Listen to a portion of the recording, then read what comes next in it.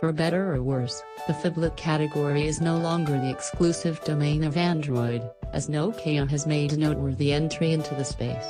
The 6-inch Lumia 1320 is the second and less impressive of the company's two new phablets, as it's strictly a mid-range device.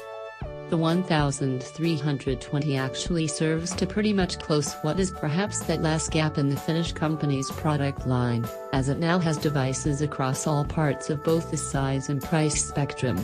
So how does this $330-odd phablet monstrosity fare outside the lab?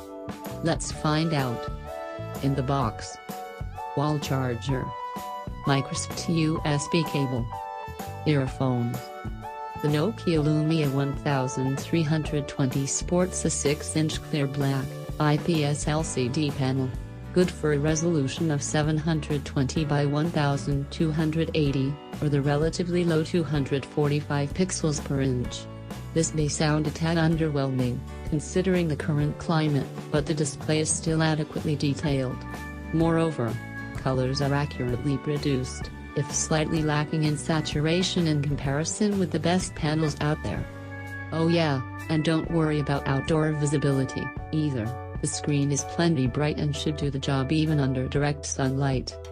Guarding the display against superficial scratches is the latest Gorilla Glass 3 from Corning. So while dropping the heavy phablet is still something we'd suggest you avoid, the glass should stay fairly neat as the time goes by. Lastly, while the Lumia 1320's display is touted as super sensitive, this only works if you go through the settings and set touch sensitivity to high.